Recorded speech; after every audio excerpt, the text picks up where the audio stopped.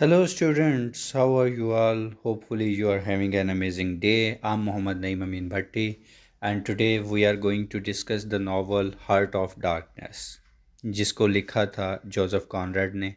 और Joseph Conrad के बारे में हम जानते हैं कि वो एक पोलिश राइटर थे और इंग्लिश में लिखा करते थे। ज़्यादातर वक्त भी उनका इंग्लैंड में जो है वो गुज़रा। और सफ़रनामे वगैरह और सफ़र के बारे में तकरीबन सेमी ऑटोबायोग्राफिकल वर्क्स जो है ये लिखा करते थे। So heart of darkness basically उनका एक ऐसा नावल है जिसमें हमने कॉलोनियलिज़म और इम्पीरियलिज़म का एक जो है वो इफ़ेक्ट नज़र आता है उस दौर के मुताबिक। और ये बेसिकली एक तरह का जो है वो सेमी ऑटोबायोग्राफिकल वर्क ही है जिसमें मार्लो का कैरेक्टर जो है वो जोसेफ कॉनरेड को रिप्रेजेंट करता है। सो नावल के अबाउट थोड़ा सा प्री रीडिंग्स कर लेते हैं। Since it's publications heart of darkness has fascinated readers and critics almost all of whom regard the novel as the significant because of its use of ambiguity and, in Conrad's own words, the foggishness to dramatize Marlowe's perceptions of the horrors he encounters। तो अब इसमें जो main character है वो Marlowe है। और जैसे कि मैंने आपको पहले बताया कि ये एक सेमी ऑटोबायोग्राफिकल वर्क है जिसके अंदर जो मार्लो है उसके बारे में ये जो है वो डिस्क्रिप्शंस मुख्तलिफ तरह की दी गई हैं। Critics have regarded Hark of Darkness as a work that is several important ways broke many of the narrative conventions and brought the English novel into the 20th century। तो 20th सेंचुरी वाला जो English novel है इसका जो conception है उसको थोड़ा सा चेंज किया गया। नैरेटिव टेक्निक्स कुछ नई जो है यहाँ पे अप्लाई की गई। तो इसके चंद एक की फैक्ट्स देख लेते हैं। सबसे पहले इसका जो फुल टाइटल है that is heart of darkness. इसका जो ऑथर है लिखने वाला जो है that is Joseph Conrad. Type of work basically ये एक नोवेला है जो कि नावल और शॉर्ट स्टोरी के दरमियान होता है लेंथ के हिसाब से। इसका जो ज़्यादातर जॉनर ऑफ लिटरेचर है that is basically the symbolism. Colonial literature के बारे में ये बात करता है। एडवेंचर टेल है एक तरह की। Frame story, frame story is basically the story with in the story. ठीक है, एक स्टोरी के अंदर जो स्टोरी, एक narrative with in the narrative जो बताया जा रहा होता है that is a frame story. And almost a romance in its instance on the heroism and supernaturalism and its reference for the symbolic over the realistic। यानी कि ये सिम्बोलिज़म के साथ भी है, रियलिज़म के साथ भी है, लेकिन इसमें रियलिटी के जो एलिमेंट्स हैं वो थोड़े से हमें एक तरह से आप यूँ कह लें कि प्री डोमिनेंट या कम जो है वो नज़र आते हैं, जबकि जो सिम्बॉलिक एलिमेंट है वो पोस्ट डोमिनेंट या अफेक्टिवली डोमिनेंट जो है वो हमें नज़र आते हैं। सो टाइम एंड प्लेस इंग्लैंड के अंदर ये लिखा गया 1898 टू 1899 के दरमियान। Inspired by Conrad's journey to the Congo in 1890। 1890 में ये कॉन्गो की तरफ गया था। 1890 से लेकर 1894 तक ये कॉन्गो में ही रहा। तो डेट ऑफ फर्स्ट पब्लिकेशन जो है published in 1902 in the volume youth a narrative and two other stories के अंदर। नैरेटर जो है वो देयर आर टू नैरेटर, दो तरह के इसके अंदर जो है हमें नैरेटर नज़र आते हैं। Anonymous passenger on a player ship who listens to Marlowe's story and Marlowe himself a middle aged ship captain। तो मार्लो जो है वो स्टार्ट में बुद्धा के पोस्चर में बैठा हुआ है विच सिम्बोलाइजेज दैट कि वो सच ही बोलेगा। ठीक है, गौतम बुद्ध के, महात्मा गौतम बुद्ध के जो है वो पोस्चर में बैठा हुआ है। इसका जो पॉइंट ऑफ व्यू है, the first narrator speaks in the first person plural on behalf of four other passengers who listen to Marlowe's tale। Marlowe narrates his story in the first person, describing only what he witnesses and experiences and provides his own commentary on the story। तो story के ऊपर ये क्या करता है, अपनी एक जो कमेंट्री है वो प्रोवाइड करता है या अपनी एक जो थॉट्स हैं वो प्रोवाइड करता है। तो मुख्तलिफ तरह के पॉइंट ऑफ व्यूज़ हमें मिलने वाले हैं। की फैक्ट्स में हम फिर टोन को देख लेते हैं। ये एम्बिवेलेंट है। Marlow is disgusted as the brutality of the company. Company basically साहब बहादुर की कंपनी होती है, यानी कि ब्रिटिश राज की कंपनी होती है जो कि बिल्कुल ईस्ट इंडिया कंपनी के जैसे ही होती है। और ये मतलब अपना कॉलोनाइजेशन या कॉलोनियलिज़म जो है वो इम्पोज करना चाह रहे होते हैं कहाँ के लोगों पर, वो जहाँ पे मार्लो जो है वो जाता है। अब वहाँ पे जो है वो ब्लैक फार्म लोग रह रहे होते हैं कॉन्गो रिवर के इर्द गिर्द, ठीक है। और इसको यहाँ पे नाम दिया गया है बेल्जियन कॉन्गो का, ठीक है, जहाँ पे कर्ड्स को लेने के लिए मार्लो जो है वो जा रहा है। degeneration, but he claims that any thinking man would be tempted into the similar behavior. Setting time के लिहाज से अगर हम लोग देखें तो लेटर पार्ट है जी ये 19th सेंचुरी का, यानी कि 1876 टू 1892 के दरमियान के जो वाक़यात हैं वो दिखाए गए हैं। और एक्चुअली ये इसी तरह से था, 1890 से लेकर तकरीबन 1894 तक मार्लो जो है वो वहाँ पे रहा था बेल्जियन कॉन्गो के अंदर। तो ये उसी के एक्सपीरियंसेस हैं, इसीलिए मैंने ये कहा कि ये एक सेमी ऑटोबायोग्राफिकल वर्क है। सेटिंग्स अगर प्लेस के लिहाज से देखें तो opens on the Thames river outside the London where Marlow is telling the story that makes up heart of darkness. Events of the story take place in the Brussels at the company's office and in the Congo then the Belgium territory. Protagonist जो है वो इसका Charlie Marlowe है। की facts में major conflict जो है वो both Marlow and Kurtz confront the conflict between their images of themselves as civilized Europeans and temptation to abandon the morality completely once they leave the context of the European society. तो European जो है वो अक्सर ये कहते हैं कि वो सोफिस्टिकेटेड हैं, ठीक है, या वो सिविलाइज्ड किस्म के लोग हैं। लेकिन इस नावल में हमें ये पता चलता है कि they are actually not civilized for the others, तो दूसरों के लिए वो सिविलाइज्ड नहीं है। राइजिंग एक्शन में ब्रूटैलिटी दिखाई गई है जो कि मार्लो वहाँ पे विटनेस करता है इन द कंपनीज एम्प्लॉइज़। तो कंपनी के जो एम्प्लॉई हैं वो बड़े ब्रूटल हैं, वो के खुद वो ह्यूमन राइट्स का दर्स देते हैं, लेकिन दूसरों के लिए वो ब्रूटल दिखाए गए हैं। The rumours he hears that curds is the remarkable man and the numerous examples of the Europeans breaking down mentally or physically in the environment of Africa। तो अफ्रीकन एनवायरनमेंट के हिसाब से ये चीज़ें दिखाई गई हैं। क्लाइमैक्स में Marlowe's discovery upon reaching the inner station पे पहुंच के मार्लो कुछ डिस्कवर करता है कि जो उसे बताया गया था वैसा नहीं है, बल्कि चीज़ें जो हैं वो उसके कंट्रेरी हैं, उसके अपोजिट हैं। फॉलिंग एक्शन है Marlow's acceptance of responsibility for Kurtz's legacy. Marlow's encounters, Marlow जो है वो इनकाउंटर करता है with the company officials and Kurtz's family and friends. Marlow's visit to the Kurtz's intended, तो कर्ड्स की जो इंटेंडेंट होती है उसकी जो यहाँ पे फ्यांसी होती है यूरोप के अंदर, जो उसने उसकी एक फ्यांसी रह रही होती है, तो वो भी विज़िट करती है। मार्लो उसको जो है वो मिलता है और बताता है सारी कहानी। हालांकि कर्ड्स के जो मरते वक्त के जो अल्फाज थे वो द हॉरर थे, लेकिन जब कर्ड्स की इंटेंडेंट यानी कि उनकी फ्यांसी जो है वो पूछती है कि कर्ड्स के आखिरी अल्फाज क्या थे, तो तब मार्लो वहाँ पे झूठ बोलता है और कहता है कि कर्ड्स के जो आखिरी अल्फाज थे वो तुम्हारा नाम ही थे। उसके बाद थीम्स में हम लोग देखते हैं हिपोक्रेसी का थीम आ जाता है, ठीक है। इसके अलावा इम्पीरियलिज्म हमें देखने को मिलता है, madness of as a result of imperialism के तौर पर, एंड अब्सर्डिटी ऑफ इवल। तो ये बात तो तय है कि जब कभी भी किसी दूसरी कौम के ऊपर जाके राज इम्पोज किया जाता है तो वहाँ पे फिर ब्रूटलिटी दिखानी पड़ती है, इम्पीरियलिस्टिक थॉट्स वहाँ पे होती हैं, अब्सर्डिटी ऑफ इवल वहाँ पे लाजमी तौर पे शैतानियत आपको जो है वो लाजमी नज़र आएगी वहाँ पे। मोटिव्स में कि इस तहरीर को लिखने के जो मकासद थे वो क्या क्या थे, उनमें सबसे पहले डार्कनेस आ जाता है, very seldom opposed by light. वो एक्चुअली जो जोसेफ कॉनरेड है वो हमें ये बताता है कि basically we are all the heart of darkness, क्योंकि हम हमेशा लाइट को अपोज करते हैं, यानी कि हम जो राइट पाथ होता है उसको अपोज करने की कोशिश करते हैं।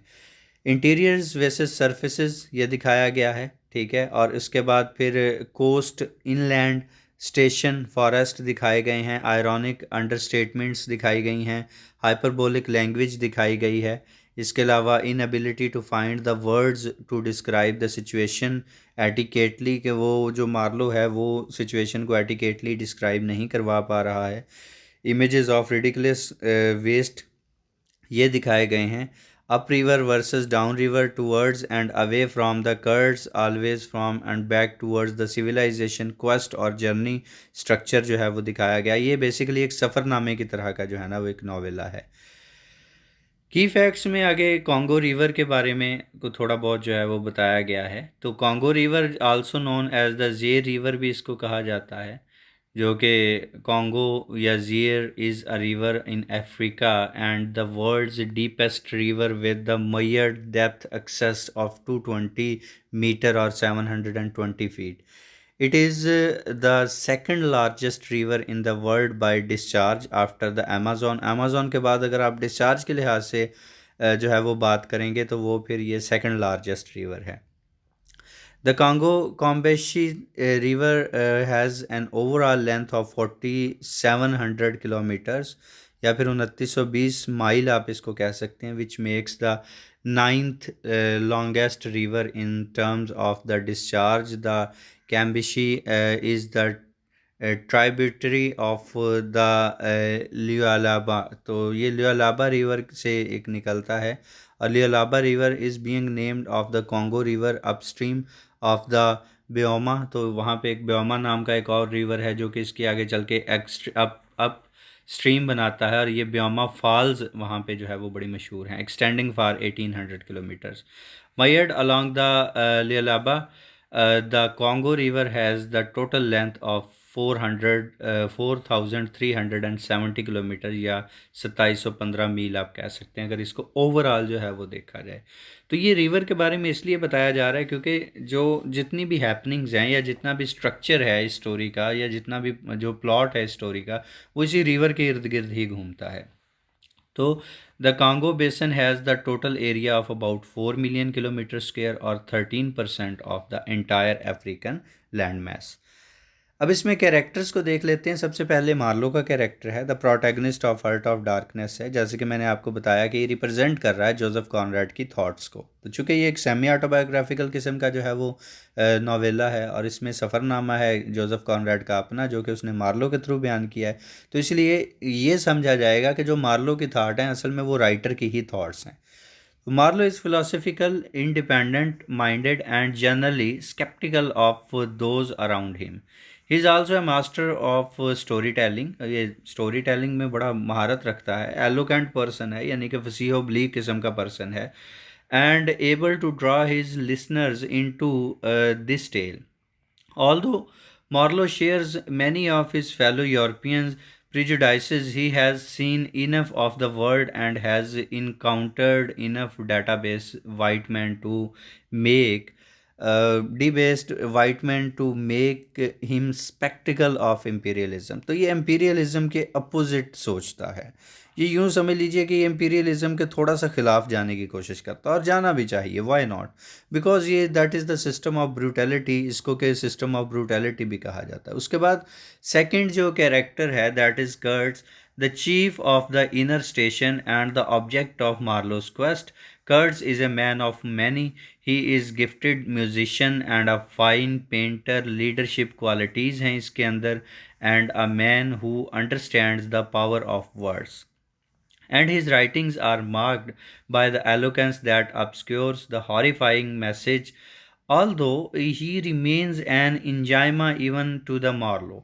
तो मार्लो बड़ी जो है वो क्यूरियोसिटी होती है उसके अंदर कि वो कर्ड्स को देखे क्योंकि कंपनी में और कॉन्गो में बेल्जियन कॉन्गो में हर तरफ जो है वो कर्ड्स के चर्चे होते हैं कि जी ये अकेला आदमी है जो कि 10 आदमियों के बराबर काम करता है और आइवरी यानी कि हाथी दांत इकट्ठे करके कंपनी को दे रहा है और फ़ायदा पहुंचा रहा है.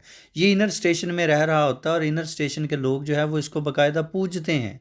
वो इसको वापस नहीं जाने देते इनर स्टेशन के लोग और वो इसको अपना आका मानते हैं, अपना लीडर मानते हैं अपने उस कबीले का. So Kurtz clearly exerts the powerful influence on the people in his life. His downfall seems to be result of his willingness to ignore the hypocritical rules that govern the European colonial conduct. Kurtz has kicked himself loose of the earth by fraternizing the expressively with the natives and not keeping up the appearances. In so doing, he has become widely successful but has also incurred in the wrath of his fellow white men.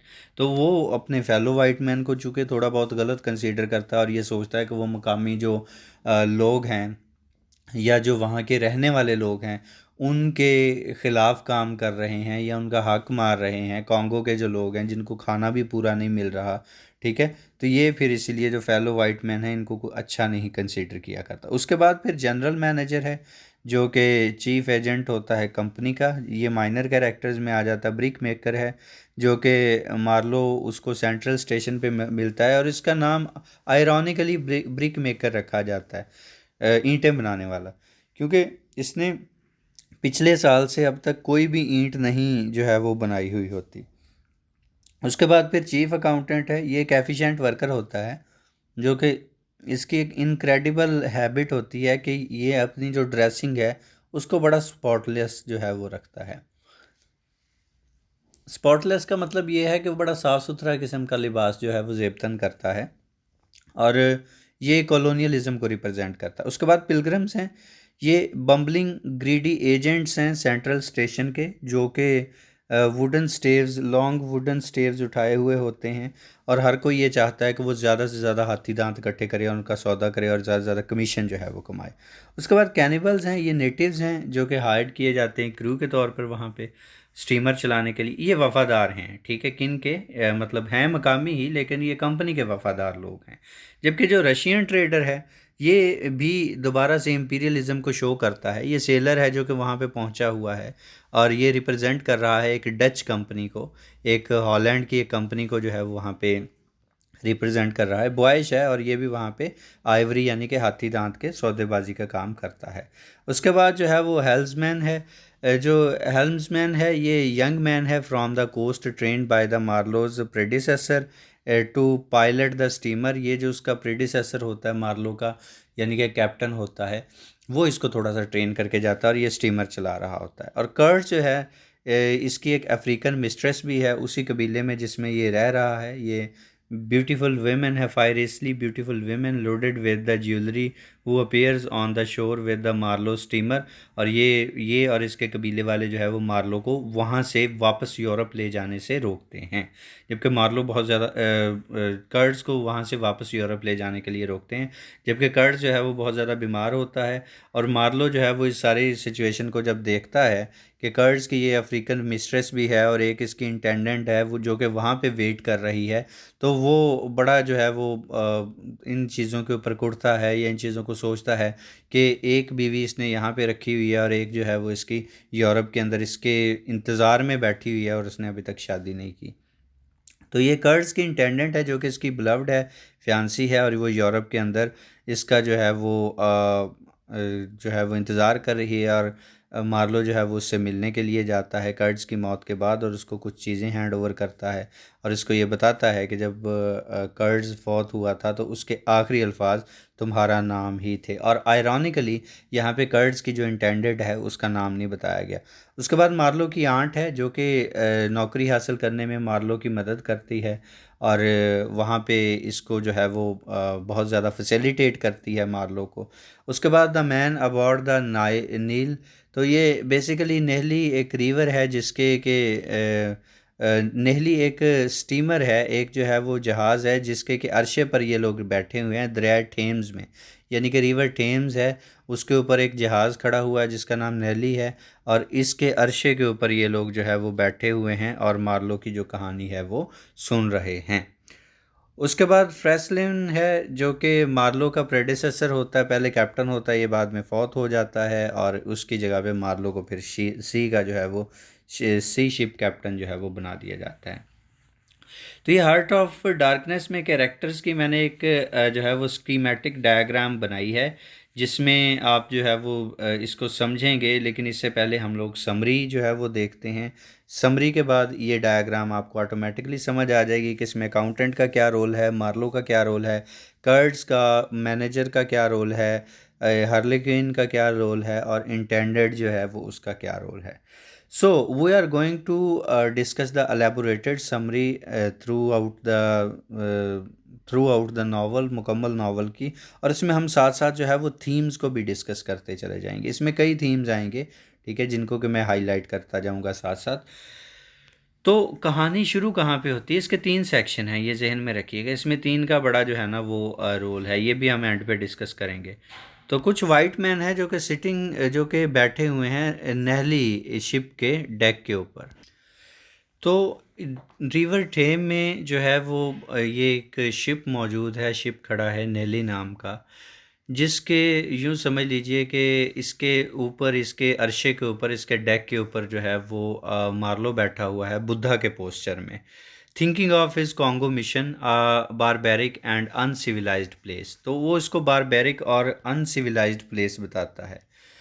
तो thinking of his own land 2000 years ago were invaded by Romans, वो ये कहता है कि हम भी कभी colonised हुए थे, यानी कि जो ब्रिटिश हैं ये भी कभी कॉलोनाइज्ड हुए थे, जिनको कि रोमन ने कॉलोनाइज्ड किया था 2000 साल पहले। ठीक है, तो ये कहता है कि वो कोई नई बात नहीं है, लेकिन कॉलोनाइजेशन के अंदर जाके ब्रूटलिटी का इजहार करना, या ये जो है वो लोगों के जाके हक मारना या उनके हक जो है वो तलफ करना, ये वो कहता है कि बात गलत है। For him the Roman were merrily the conquerors, not the colonizers. The comment is an ironic criticism to his own people and their tendency of the colonialism. तो ये colonialism की एक टेंडेंसी है, उसके ऊपर ये आयरॉनिकली वार कर रहा है, यानी कि आयरॉनिक स्टेटमेंट्स दे रहा है उसके बारे में। Marlowe's fascination of the waters, distance, mystery, and adventures brought him to this profession. Imagine the Congo, a huge snake whose mouth was in the sea and curling body spread across the vast regions of Congo. तो इसी में flashback की technique है, थोड़ा सा वो अपने माजी को याद कर रहा है और माजी को याद करके उसी के बारे में जो है वो बातें बताता है। अब ये सारे उसके माजी के वाक़यात हैं जो कि मैं साथ साथ एक्सप्लेन करता जा रहा हूँ आपको। Marlowe talks about the experiences in the Congo. Marlowe visits the company office to Brussels for interview, struck by the oppressive atmosphere there. Interview was just a phrase. Normal medical checkup. Doctor takes the measurements of his skull. Wanted to check whether the life in Congo bring about any change in them or not. So unfortunately nobody has ever return from there. Doctor उसको बता रहा है कि जी Congo जो भी जाता है वो वापस नहीं आता। ये एक मिस्ट्री क्रिएट की हुई थी उन्होंने। Also ask the psycho medical history of Marlow's family. Marlow visits his aunt before proceeding for his duties. She helped him to get his job. Her impression was that Marlowe going to sow the seeds of education and civilization among the barbaric. तो वो ये समझती है कि Congo के लोग जो हैं वो बड़े बारबेरिक किस्म के हैं, वो बड़े जाहल किस्म के हैं, और ये मार्लो जो है वो वहाँ पे जाके उनको, उनके अंदर तालीम को आम करेगा, सिविलाइजेशन को आम करेगा, उनका मसीहा बन जाएगा। ऐसा कुछ भी नहीं होता है। ये सारी की सारी आयरॉनिक बातें जो है वो डिस्कस हो रही हैं। So Marlow comments that women live in the world of dream. तो मार्लो इस दौरान, इस पहले सेक्शन में ये भी बताता है कि वीमेन जो हैं ये बेसिकली वर्ल्ड ऑफ ड्रीम में रहती हैं। ये मार्लो के अल्फाज हैं, मेरे अपने अल्फाज नहीं हैं। So Marlow begin his voyage in the French steamer. अब ये उसके वायज की सारी स्टोरी है, समुद्री सफ़र की जो दास्तान है, तो साथ साथ इसको डिस्कस करते चले जाते हैं। After 30 days, he reaches at the mouth of Congo, so changes to vessels for 200 plus miles river journey to company trading station. वहाँ पे वो कंपनी ट्रेडिंग स्टेशन होता है जहाँ पे ये पहुँचता है। Atmosphere at the station was like the Brussels, gloomy and dull, lifeless, inhabited and devastation the Marlow describes. 6 natives होते हैं वहाँ पे जो कि लेबर्स ऑफ द कंपनी होते हैं। ये कंपनी के जो है वो लेबरर्स होते हैं और वहाँ पे काम कर रहे होते हैं। With the iron chains tied to iron collars around the necks driven by another native. तो एक और नेटिव, जो मैंने आपको बताया कि ये वहाँ के जो मकामी लोग होते थे ना, उनको 2 हिस्सों में बांट दिया करते थे। एक इनके वफादार हो जाते थे और दूसरे जो कि इनके एंटी होते थे, इनको ये क्रिमिनल्स कहते थे, और जिनके वफादार थे उनको ये कैनिबल्स कह देते थे, या उनको अपने वफादारों का तरीके से जो है वो नाम दे दिया करते थे। तो यहाँ पे जो थीम मिलता है हमें, that is the harassment of own people to please the masters, कि वो जो वहाँ के जो कॉन्गो के जो मकामी लोग थे ना, वो अपने ही लोगों को हैरेस कर रहे थे ताकि अपने जो ब्रिटिश आका हैं उनको खुश किया जा सके। Sees the number of half naked natives whose ribs could be easily measured. तो भूख इतनी थी कि उनकी रिब्स, उनकी जो पसलियाँ हैं, उनको ईजीली मैयर किया जा सकता था।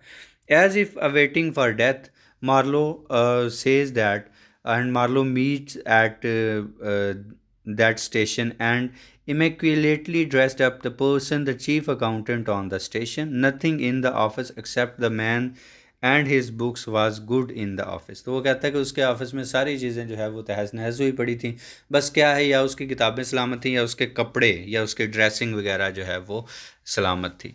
Tales Marlow about the outstanding and amazing agent Kurtz Marlow hears for the first time. तो वो उसको कर्ट्स के बारे में बताता है कि जी कर्ट्स ने बहुत नाम कमा रखा है यहाँ पे, और लोग जो है वो उसकी बड़ी तारीफ़ करते हैं, वो कंपनी को बहुत फ़ायदा पहुंचा रहा है हाथी दांत की तिजारत से, और वो इनर स्टेशन में रहता है और इनर स्टेशन चलाता है, और वो वहाँ से कई साल हो गए वापस नहीं आया है। After 10 days Marlow set out for the central journey. तो वो फिर उसी कॉन्गो रिवर के अंदर सेंट्रल जर्नी के लिए जो है वो निकल पड़ता है। 200 miles journey of the 15 days on feet through the thick and dense forest accompanied by the 60 men। तो यहाँ पे फिर जो है वो 60 के करीब इसके क्रू मेंबर जो है वो मौजूद होते हैं इसके जहाज़ के ऊपर। So Marlow observe the deserted colonies during the journey. तो जर्नी के दौरान उसने जो है वो कॉलोनीज़ देखी, ऐसी कॉलोनीज़ जो कि तकरीबन डेजर्टेड हो चुकी थी। Natives carrying what ever weapons and searching for the Ivory. तो वहाँ पे नेटिव्स जो थे वो आइवरी यानी कि हाथी दांत की सर्च कर रहे थे, जो कि ज़ाहिर सी बात है ब्रिटिश कंपनी ने ही उन्हें इस काम पे लगाया हुआ था। Station was also badly maintain.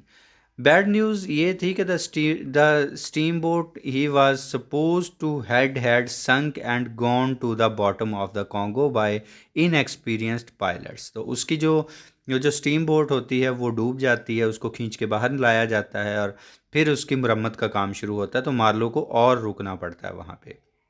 Marlowe's first job now to bring it to the shore to get repaired. ये जहाज़ की बात हो रही है, स्टीम बोट की बात हो रही है, बहरी जहाज़ की। A time consuming process. So, manager welcomed Marlowe but blamed him for being late. Unimpressive, inattentive but egoistic personality। ये मैनेजर के बारे में बात हो रही है। Tells Marlowe about Kurt's ailing the deeper forest। तो वो कर्ट्स के बारे में बताता है कि वो आगे डीपर फॉरेस्ट में रहता है। उसके बाद सेक्शन 1 के लास्ट हिस्से में या आखिरी हिस्से में Marlow begins task to bring the sunken steamer to shore. वो अपना जो स्टीमर होता है जो डूब चुका होता है उसको शोर पर लाने के लिए या साहल पर लाने के लिए काम शुरू कर देता है। Meets number of white man doing nothing but gossiping, back biting, doing conspiracy and spreading the bad news about the each other only topic of Ivory. सिर्फ वो हाथी दांत के बारे में बात करते थे, एक दूसरे की बदगोइयाँ जो है वो करते रहते थे, एक दूसरे के बारे में गिबत करते रहते थे। सो imbecile or stupid, rapacity, greed and heartless to the natives। तो ये नेटिव्स के लिए हार्टलेस थे, यानी कि बहुत ही नेटिव्स के ऊपर जुल्म सितम के पहाड़ तोड़ा करते थे। Steamer brought on the shore, but the shortage of the rivers hamper the work. No proper responses from the company. Finally, Marlowe gives up the hopes, sought another remedies. He meets the brickmaker. Brickmaker, जिसको कि brick master भी कहा गया है, who has made no brick for 1 year. As raw material is not arrived, he complains। तो ये जो है ना ironically कहा गया है उसको। Kurtz is a man with the divine power. Brickmaker कहता है मार्लो से, and he was sent by the company on the mission to end the superstitions that ruled the nature. उसके बाद फिर ये मार्लो जो है ये एक आदमी को मिलता है वहाँ पे जिसकी के बड़ी बड़ी मूछें होती हैं, वो भी नेटिव्स के साथ हार्टलेस होता है। If they have broken the law they must be punished. The fact the whites were imposing their own laws of their land on the natives in their land. तो वो उन्हीं की ज़मीन पर उन्हीं के ऊपर जो है वो अपने जो है ना वो लाज लगा रहे थे। तो इसको मार्लो जो है ना वो मेफिस्टोफेलेसिस के साथ जो है वो तशबीह देता है। मेफिस्टोफेलेसिस जो है वो डॉक्टर फॉस्टस का एक मशहूर ज़माना कैरेक्टर है जो कि वहाँ पे लूसीफर का चेला होता है और उसको फैसिलिटेट कर रहा होता है डॉक्टर फॉस्टस को, यानी कि शैतान का चमचा आप इसको जो है वो कह लें। So his attitude suddenly changes when he learns that Marlowe was about to set out to seek Kurds. Marlowe pays no attention. A group of rowdy arrives, called themselves the Eduardo Exploring Expedition। तो वहाँ पे एक group आता है, ठीक है, The leader of the group was the uncle of the manager of the station and Marlowe disdained them. He is thinking about Kurt. तो Marlowe उनको ज़्यादा भाव नहीं देता, वो सिर्फ क्या कर रहा है, वो सिर्फ जो है वो कर्ट्स के बारे में सोच रहा है कि मैं कर्ट्स को देखना चाहता हूँ कि वो किस किस्म का बंदा है। सेकंड सेक्शन शुरू होता है एक इवनिंग जब मार्लो बहुत ज़्यादा थका हुआ होता है कई दिनों के काम से और डेक पर लेटा होता है। वो दो आवाज़ें सुनता है, मैनेजर और उसके अंकल की आवाज़ सुनता है जो कि कर्ट्स के बारे में बात कर रहे होते हैं। कर्ट्स जो है वो उसने ह्यूज अमाउंट कलेक्ट कर रखी है आइवरी की, more than Ivory collected all other agents put together. तो वो आपस में बात कर रहे थे कि इस कर्ट्स का कुछ करना पड़ेगा, ये तो हमारी भी जो परफॉर्मेंस है उसको दागदार कर देता है, ये परफॉर्मेंस ही इतनी अच्छी देता है। ठीक है, तो मैनेजर जो है वो कर्ट्स और उसकी पॉपुलैरिटी से थोड़ा सा जेलस है। अब वो क्यों जेलस है, क्योंकि कर्ट जैसा मेहनती बंदा जो है वो उनको किसी भी सूरत में वारे नहीं है। ठीक है, वो उनको आगे नहीं आने दे रहा। So Kurtz is not fit for the job but his nephew because of his sturdy body. तो वो कहता है कि मेरा जो नेफ्यू है यानी कि जो मैनेजर है उसको कर्ट्स की जगह पे इनर स्टेशन चलाना चाहिए। तो इसमें भी उसका लालच होता है, यानी कि एम्पीरियलिज्म में वो लोग जो है वो आपस में भी एक दूसरे के साथ जो है वो खार खाते हैं। So basically, dilapidated steamer is repaired and ready to sail. A journey to the inner station begins. Few white men manager और मार्लो जो है वो इनके साथ कुछ जो उसके वाक़यात गुजरे हैं, मार्लो उन एक्सपीरियंसेस को जहन में रखता है और यहाँ पे experiences the thickness in the horror of the forest on the both banks. तो वो दोनों किनारों पर उसको जो है ना वो थोड़ा सा डर महसूस हो रहा है। Rare light during the journey, और इस जर्नी के दौरान बहुत कम लाइट है, बड़ा ही एक अंधेरा सा माहौल है, एक डार्कनेस और ग्लूमी सा माहौल है। So skilful journey Marlow discovers the human nature whatever you is the same. तो उसके बाद वो ह्यूमन नेचर के बारे में भी बहुत कुछ सीखता है मार्लो वहाँ पे। The accompanied natives with the steamer were cannibals. तो कैनिबल्स के साथ जो नेटिव्स थे, जो कैनिबल्स थे वो वहाँ के नेटिव्स थे जो कि स्टीमर के साथ साथ थे। But they restrain themselves bye touching any white person during the wise. लेकिन इस पूरे बहरी सफ़र के दौरान उन्होंने किसी भी एक वाइट मैन को नहीं छुआ, शायद उनको मना किया गया था। So journey continues. Marlow comes across the neatly built hut built in the reeds. He enters carefully founded a tattered book about the steam engines. He takes book with him. तो वहाँ पे वो उसको एक जो है वो हट दिखाई देती है, उसमें वो जाता है तो उसमें वो ये देखता है कि एक किताब पड़ी हुई है। Just 8 miles away from the destination, Marlowe decides to take heart as intuition of some danger. तो अभी वो अपनी मंजिल से तकरीबन 8 मील दूर होते हैं। तो मार्लो कहता है कि अब हम यहाँ पे रुकेंगे थोड़ी देर के लिए, क्योंकि उसको ख़तरा महसूस हो रहा होता है।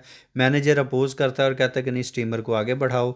Morning a thick layer of the round shrieking sounds come from the शोर। तो इसी दौरान किनारों से जो है वो चीखने चिल्लाने की आवाज़ें आती हैं। सेंसेशन ऑफ डेंजर होती है। Whites panic fog lifted a little attack from the shore arrows. वहाँ पे जो है वो इसका जो हेल्म्समैन, इसका जो शागिर्द होता है, इससे पहले कैप्टन का भी और इसका भी, जो कि चला रहा होता है स्टीमर को, वो सीरियसली इंजर्ड हो जाता है और आखिरकार जो है वो मारा जाता है। सो मार्लो हॉन्क्स शिप विसल लाउडली। तो मार्लो जो है वो शिप की जो विसल है उसको ऊंची आवाज़ में चला देता है और जो अटैकर हैं वो भाग जाते हैं। डैमेज जो है वो उसको अवर्टेड क्लेवरली रोक लिया जाता है और Marlow too eager to meet Kurtz. और मार्लो जो है वो कर्ट से मिलने के लिए बहुत ज़्यादा ईगर है, बहुत ज़्यादा जो है वो मुश्ताक है मिलने के लिए, उसको बड़ा शौक़ है उससे मिलने का। So closer to the destination, Marlow observes from the glasses, notices the old buildings on the hill surrounded by a wire compound pillars. They recognize the inner center of the company. Steers the boats close to the shore, meets a Russian man. Marlowe's first impression is Harley Quinn। और Russian trader जो है वहाँ पे owner of the हट, और ये उस book का जो है वो ओनर होता है और वो कहता है कि मैंने मार्लो का वो थैंकफुल होता है कि मैंने जो किताब रखी थी वो तुमने पढ़ी है, और वो कहता था तुमसे जो पहले वाला कैप्टन था वो भी ये किताब पढ़ा करता था। He looked Kurtz as his mentor and uneasy for his depart but know that Kurtz can get the proper medical treatment in England. उसके बाद फिर सेक्शन 3 जो है वो स्टार्ट होता है। ये वहाँ से कर्ड्स को निकालना चाहते हैं कि इसका कोई मेडिकल ट्रीटमेंट कराएंगे, लेकिन जो नेटिव्स हैं वो कर्ड्स को वहाँ से जाने नहीं देते। डार्क साइड ऑफ कर्ड्स दिखाई गई है यहाँ पे, lust for power, greed for ivory et cetera, यानी कि जिस चीज़ में पॉजिटिव चीज़ें होती हैं, जिस बंदे में पॉजिटिव चीज़ें होती हैं उसमें नेगेटिव भी होते हैं। Marlow sees the decaying heads and skulls of the natives on the poles of the fence. When Kurds is being taken, the natives shouting and clobbering. Kurds somehow put up or to his hand and silenced them, and natives withdraw without any complaint. तो curds को जब वो लेके जा रहे होते हैं तो नेटिव लोग जो है वो उन यूरोपियंस के ख़िलाफ़ हो जाते हैं और उनको ऊंची ऊंची आवाज़ में रोकते हैं लेके जाने से। लेकिन इसी दौरान कर्ड्स जो है वो अपना हाथ बुलंद करता है और वो चुप हो जाते हैं और वो उनको मकामी ज़बान में ये समझाता है कि मैं बहुत जल्द वापस आ जाऊंगा। तो Marlowe impressed with the brightness in the eyes of Kurds, but his voice was grave, profound, and vibrating. Couple of bronze figures, one of them was a woman chief and Kurds native mistress. The headdress and strange ornaments उसने जो है वो पहन रखे होते हैं। Marlow noticed that the conflict between good and bad in the mind of Kurds. तो curds के दिमाग में भी गुड और बैड का एक कॉन्फ्लिक्ट चल रहा होता है जिसको कि मार्लो ऑब्जर्व करता है। नेक्स्ट आफ्टरनून ही रिटर्न जर्नी स्टार्ट्स, वो रिटर्न जर्नी जो है वो स्टार्ट करता है स्टीमर की। क्राउड ऑफ नेटिव्स येलिंग, और क्राउड जो है वो दोबारा से उनको रोकने की कोशिश करता है और इस बार फिर से जो है वो कर्ड्स उनको रोकता है, गुस्से के साथ उनसे बात करता है और कहता है कि मैं वापस आ जाऊंगा, मुझे ये लेके जा रहे हैं मेरे इलाज के लिए। So Marlow blew the whistle of the ship, terrified natives ran away the dark forest and Kurt's health continues to deteriorate, and he spoke about himself, ivory, his intendant, and oscillated mind. और इसके अलावा he takes Marlowe into the confidence, handed to him the packet of papers and photographs उसको देता है और कहता है कि उसकी beloved को पहुंचा दिया जाए। He requested Marlowe to give it to her, and Marlowe promises to complete his last wish. और कंपेनियंस यहाँ पे हैं वो डिसाइड करते हैं to give the burial rites to the hurriedly conduct funeral on the shore of Congo. इसी दौरान जो है वो कर्ड्स मर जाता है, द हॉरर उसके आखिरी अल्फाज होते हैं तो उसका फनरल वहाँ पे अदा किया जाता है। और इसके अलावा back to the company, many man try to take possession of the papers with Marlow by any way. तो कई लोग हैं जो उनके पेपर्स पर कब्ज़ा करना चाहते होते हैं कर्ड्स के ऊपर, लेकिन मार्लो वो किसी को भी नहीं देता है और वो उसकी फैमिली के कुछ लोगों को और उसकी इंटेंडेंट को चंद एक चीज़ें जो है वो देता है। तो Marlow succeeds to stress Kurtz's girl after a year, वो एक साल बाद तकरीबन कर्ड्स की गर्ल से मिलता है। She is still mourning as if Kurtz died yesterday, वो अभी भी सोग मना रही है। Ask the last words of Kurtz to Marlow, वो कहती है मार्लो से पूछती है कि मुझे ये बताओ कि कर्ड्स जब मर रहा था तो उसके आखिरी अल्फाज क्या थे। तो मार्लो उससे झूठ बोलता है कि उसके जो आखिरी अल्फाज थे वो उसके होंठों पर तुम्हारा नाम ही था। So she becomes happy and said I knew it, I was sure, कि मुझे पता था वो ऐसा ही होगा। तो Marlow was pain that he had lied but happily for her satisfaction gave her the packet, और वो उसको वो पैकेट पकड़ा देता है जो कि उसको हैंडेड ओवर किया हुआ होता है कर्ड्स ने, वो मुख्तलिफ़ तरह के दस्तावेज़ात वाला और तस्वीरों वाला। The narration of Marlow ended and it was then that the listeners became aware of that they had missed the first tide। और यहाँ पे इनकी जो है वो नरेशन ख़त्म हो जाती है मार्लो की, और वो जो लोग बैठे जो है वो कहानी सुन रहे हैं वो अफसोस करते हैं कि उन्होंने क्यों जो है वो पहले वाला इसका जो हिस्सा है या इसका जो पहले वाला सफ़र था उसको मिस क्यों किया। तो अभी बाकी चंद एक चीज़ें हैं जिनको कि हम लोग डिस्कस करते हैं यहाँ पे, जो कि नावल से रिलेट करती हैं। ये जो नावल है इसमें ज़्यादातर जो ऑर्डर है वो बेसिकली मिडस्ट ऑफ क्यास दिखाया गया है। हार्ट ऑफ डार्कनेस का स्ट्रक्चर भी हम लोग देखते हैं। इसमें पैटर्न ऑफ 3 है, यानी कि 3 का पैटर्न है, 3 चैप्टर हैं। 3 बार जो है वो मार्लो स्टोरी को ब्रेक करता है।